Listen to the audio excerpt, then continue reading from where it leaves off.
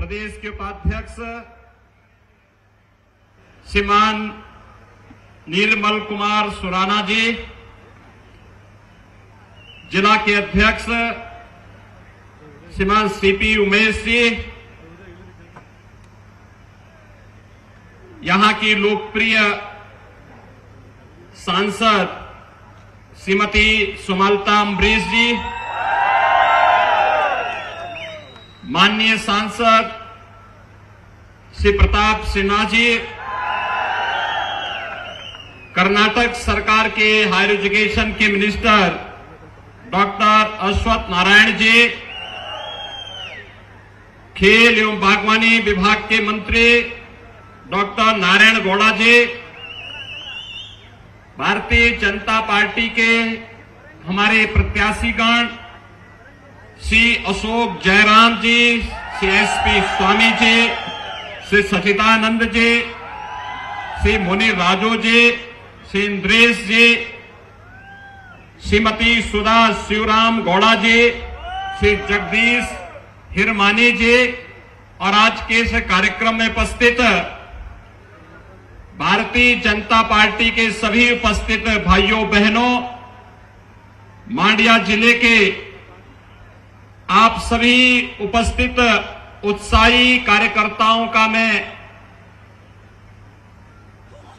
उत्तर प्रदेश की धरती से यहां आकर के हृदय से अभिनंदन करता हूं, स्वागत करता हूं।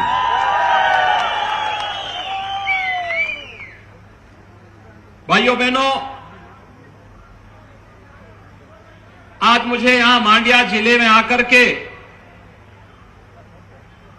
आप सबसे संवाद करने का अवसर प्राप्त हुआ है। मैं इसके लिए कर्नाटक इकाई का हृदय से अभिनंदन करता हूं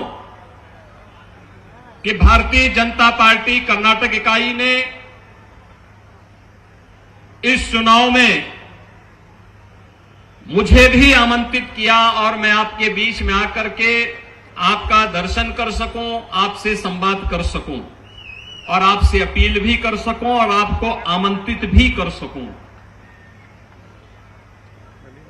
उत्तर प्रदेश और कर्नाटक का संबंध आज से नहीं, त्रेता युग से है। मर्यादा पुरुषोत्तम भगवान श्री राम के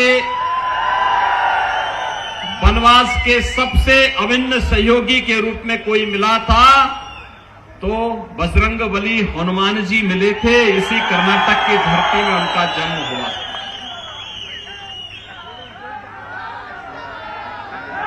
और इसीलिए आप देखते होंगे ये मित्रता कितनी अभिन्न है, कितनी अभिन्न मित्रता है। और ये भक्त और स्वामी का संबंध किस प्रकार से एक दूसरे से जुड़ा हुआ है। दुनिया में जहां कहीं भी भगवान राम का मंदिर होगा वहां हनुमान जी का मंदिर जरूर होगा।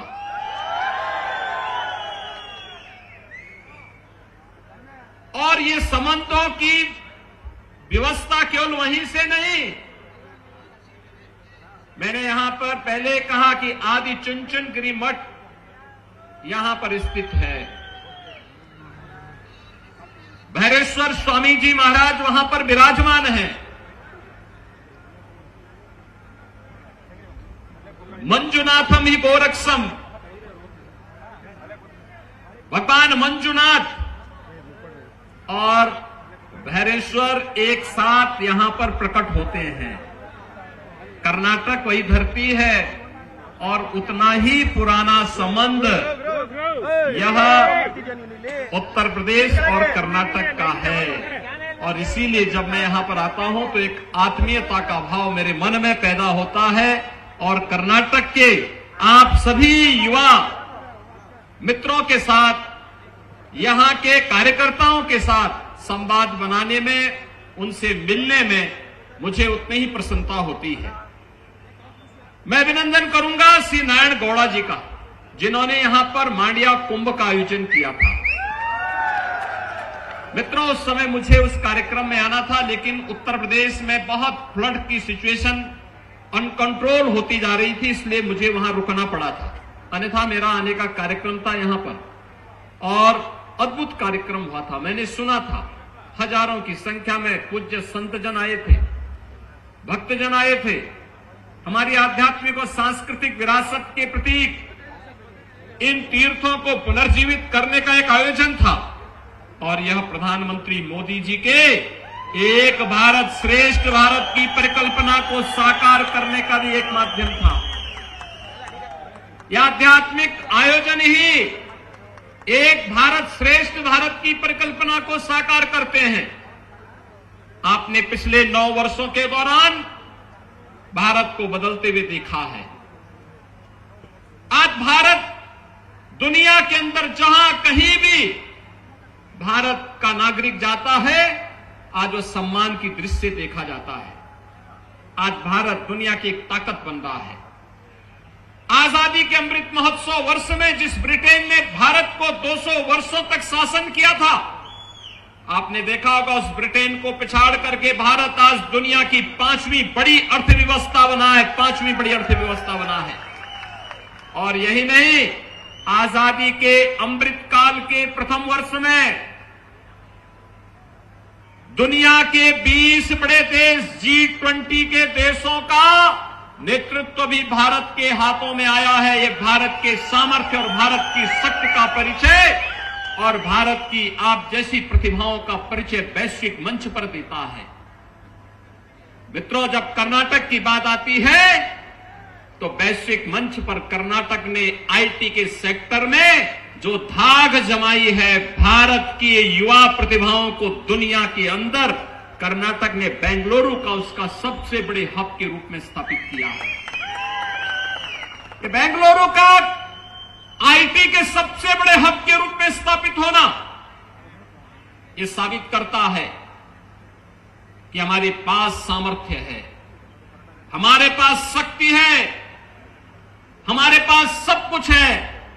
लेकिन 2014 के पहले नेतृत्व नहीं था। 2014 में प्रधानमंत्री मोदी जी का नेतृत्व मिला। आज भारत की सामर्थ्य वैश्विक मंच पर दिखाई दे रही है और इसीलिए आज आपने देखा होगा कांग्रेस विकास की बात करती है, विकास की बातें करती है, बड़े बड़े दावे करते हैं, लेकिन विकास की उसकी हकीकत क्या थी? पंचवर्षीय योजना, एक प्रोजेक्ट बनता था, एक पंचवर्षीय योजना लग जाती थी, अगली पंचवर्षीय योजना में उसका शिलान्यास होता था, तीसरी पंचवर्षीय योजना में कार्य आवंटन होता था, चौथी पंचवर्षीय आज प्रारंभ होते ही फिर वह प्रोजेक्ट दम तोड़ देता था और प्रोजेक्ट कभी पूरा नहीं होता था। ये कांग्रेस की असलियत थी। आज आप देख रहे होंगे रेलवे के कार्य हो रहे हैं, एयरपोर्ट के कार्य हो रहे हैं, आईआईटी और आईआईएम बन रहे हैं, कहीं आईटी सिटी बन रही है, कहीं पर किसी अन्य सेक्टर में कार्य हो रहा है और कार्य का शिलान्यास जिस दिन होता है उसके उद्घाटन की तिथि भी उसी दिन तय हो जाती है। प्रधानमंत्री मोदी जी शिलान्यास भी करते हैं तो उद्घाटन करने के लिए भी आते हैं।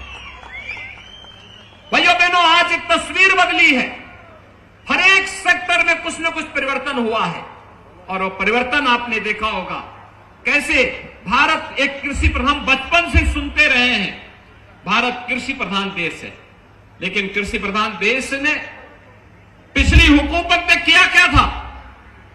पिछली हुकूमत ने हमारे किसानों के लिए क्या किया था? और कर्नाटक तो इसका जीता जागता उदाहरण है। लंबे समय तक यहां के किसानों को आत्महत्या करने के लिए मजबूर होना पड़ा था। यहां की माताएं, यहां की बहनें खेती किसानों के हाथों खेती किसानी में अपना हाथ सहयोग के रूप में लगाती हैं, लेकिन किसान के हाथ में मिलता क्या था? उसे सम्मान नहीं मिला। पहली बार प्रधानमंत्री मोदी जी ने प्रधानमंत्री किसान सम्मान निधि देकर के देश के किसानों का सम्मान किया है। प्रधानमंत्री फसल बीमा योजना के माध्यम से किसानों को सम्मान दिया है। प्रधानमंत्री कृषि सिंचाई योजना के माध्यम से किसानों को सम्मान दिया है। एमएसपी का लाभ देकर के किसानों को सम्मान दिया है। एग्रीकल्चर के बजट को 5 गुना बढ़ाया है। एग्रीकल्चर के सेक्टर में यह परिवर्तन भी आज हम सबको देखने को मिलता है। और भाइयों बहनों, रही बात, लोग मुझसे पूछते हैं कि उत्तर प्रदेश में आपको इतना सम्मान जनता क्यों देती है। मैंने कहा जनता इसलिए देती है क्योंकि भारतीय जनता पार्टी की डबल इंजन की सरकार है। डबल इंजन की सरकार की सामर्थ्य और शक्ति का प्रदर्शन वहां पर मजबूती के साथ होता है। वहां पर सुरक्षा की गारंटी है, वहां पे समृद्धि की गारंटी है, नो कर्फ्यू नो दंगा, और वहां पर है सब चंगा। पिछले 6 वर्ष में उत्तर प्रदेश के अंदर कोई दंगा नहीं हुआ, कोई कर्फ्यू नहीं लगा, विकास की स्पीड बढ़ी है। और मैं डबल इंजन की सरकार का भी अभिनंदन करूंगा कि पीएफआई जैसे संगठनों को बैन करके उसकी कमर को तोड़ने का कार्य भी कर्नाटक के अंदर हुआ है। आप सोचिए, एक और डबल इंजन की सरकार जो पीएफआई पे बैन करती है, पीएफआई को बैन करती है, और दूसरी तरफ कांग्रेस जो पीएफआई को तुष्टीकरण करने का कार्य करती है, उन्हें धर्म के आधार पर रिजर्वेशन देने का कार्य करती है। धर्म के आधार पर आरक्षण यह भारत के संविधान के विपरीत है, असंवैधानिक है। हमने अनुसूचित जाति जनजाति के आरक्षण के दायरे को बढ़ाया है, दिव्यांग जनों के आरक्षण के दायरे को बढ़ाया है, अन्य जरूरतमंदों को आरक्षण का लाभ दिया है। लेकिन धर्म के आधार पर 1947 में भारत का विभाजन हो चुका है। भारत धर्म के आधार पर आरक्षण की वकालत नहीं कर सकता है।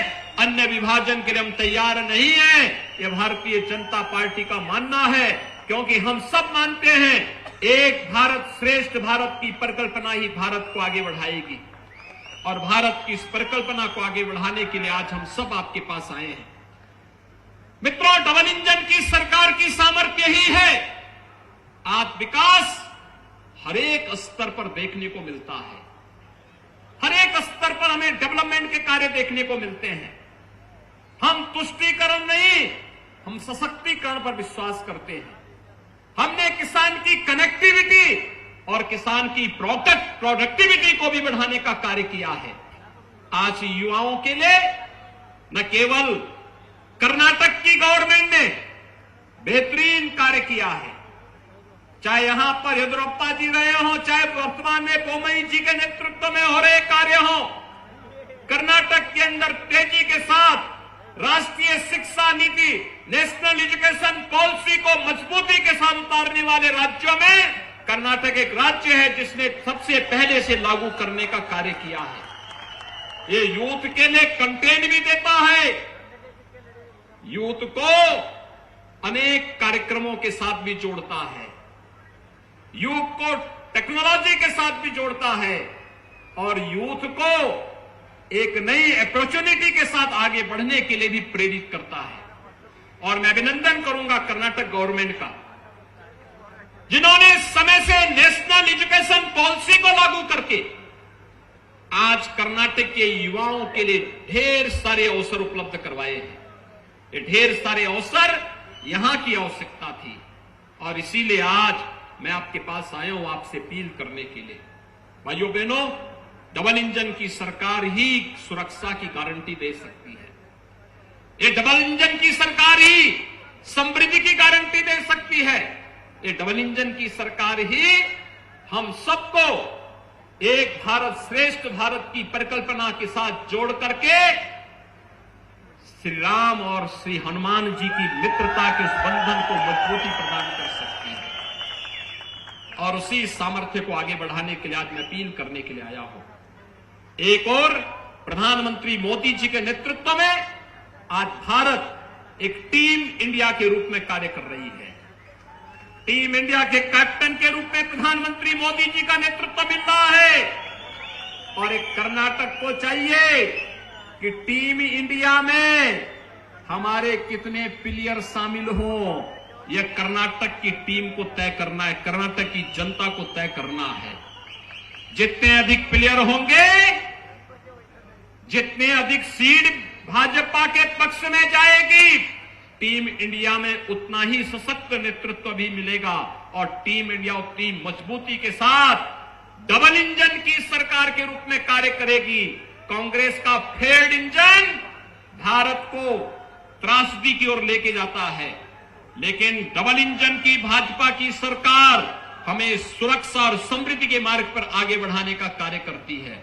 और उस प्रधानमंत्री मोदी जी के नेतृत्व में आज भारत जिस सामर्थ्य के साथ आगे बढ़ रहा है, एक टीम इंडिया के रूप में, एक कैप्टन के रूप में प्रधानमंत्री मोदी जी के नेतृत्व पर हर भारतवासी गौरव की अनुभूति करता है। उस गौरव की अनुभूति के साथ जोड़ने के लिए मैं आपका आह्वान करने के लिए आया हूं।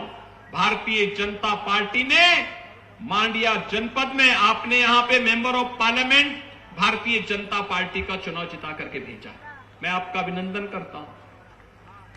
आपने एमएलए के रूप में भी यहां शुरुआत की थी और अब मैं आया हूं यहां पर इन सभी सीटों पर कमल चुनाव चिन्ह को खिला दीजिए, कमल के सिंबल को एक बार चुनाव जिता करके भेज दीजिए। भाइयों बहनों, मांड्या अपनी समृद्धि के लिए विख्यात था, धन धान्य के लिए समृद्ध था, कृषि के लिए, वानिकी के लिए विख्यात था। फिर से मांड्या के इस गौरव को पुनर्स्थापित करना है, कर्नाटक के इस गौरव को फिर से स्थापित करना है। कर्नाटक विकास की दूरी के साथ देश को जिस प्रकार से एक स्पीड देता है, उस स्पीड के साथ हम सब जुड़ करके कार्य करेंगे। और अंत में मैं आप सबसे अपील करने के लिए आया हूं, आप यहां पर डबल इंजन की सरकार फिर से लाने में मदद करिए। और मैं आपको आमंत्रित करने के लिए आया हूं, भाइयों बहनों, आपने श्री राम जन्मभूमि आंदोलन में योगदान किया था। अयोध्या में प्रभु श्री राम का भव्य मंदिर का निर्माण हो रहा है। जनवरी 2024 में मंदिर का निर्माण कार्य पूरा हो चुका होगा और प्रधानमंत्री मोदी जी के कर कमलों से मंदिर का रामलीला विराजमान अपने भव्य मंदिर में होंगे। 500 वर्षों में पहली बार होगा जब प्रभु राम अपने स्वयं के मंदिर में विराजमान होंगे। भाइयों बहनों, हर भारतवासी के लिए ये गौरव की बात होगी। और मैं आप सभी बजरंगबली के अनुयायियों को आमंत्रित करने के लिए आया हूं। प्रभु राम के मंदिर में रामलला के विराजमान होने के शुभ अवसर पर मैं आपके स्वागत की उत्सुकता से वहां तैयारी कर रहा हूं। मुझे प्रसन्नता होगी आप उस समय डबल इंजन की सरकार के साथ मिलकर के कार्य करेंगे। कर्नाटक सरकार ने, बोमई जी ने कहा था कि कर्नाटक के लोगों के लिए एक अच्छा गेस्ट हाउस बनाना है, हमें स्टेट गेस्ट हाउस बनाना है। अयोध्या में हमने जमीन आवंटित कर दी है, कर्नाटक गवर्नमेंट को जमीन आवंटित कर दी है। अब आपको कहीं जाने की आवश्यकता नहीं, मैं तो वहां स्वागत के लिए हूं ही, लेकिन साथ साथ कर्नाटक गवर्नमेंट का भी वहां एक स्टेट गेस्ट हाउस होगा अयोध्या में। और इस दृष्टि से मैं आपको आमंत्रित करने के लिए आया हूं कि भाइयों बहनों, अयोध्या में प्रभु श्री राम के भव्य मंदिर निर्माण कार्य पूरा होने के बाद जब रामलला अपने मंदिर में विराजमान होंगे, उस अवसर पर कर्नाटक की ओर से आप सबकी उपस्थिति हो, इसके लिए आप कर्नाटक के सभी भाइयों बहनों को आमंत्रण देने के लिए आज मैं इस अवसर पर विशेष रूप से यहां पर आया हूं। एक बार फिर से भारतीय जनता पार्टी को भारी बहुमत से विजयी बनाने की अपील करने के लिए मैं आपके पास आया हूं। भारतीय जनता पार्टी को विजयी बनाएंगे, आप सभी लोग सहमत हैं? भाइयों बहनों, आप सभी लोग भारतीय जनता पार्टी के इस अभियान में भारतीय जनता पार्टी को समर्थन देंगे? इलिना अभ्यर्थी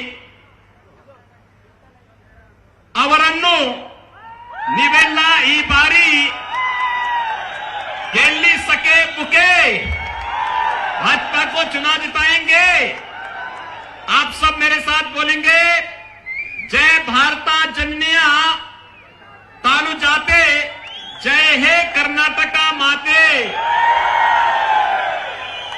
जय कर्नाटका माते, भारत माता की, भारत माता की, भारत माता की।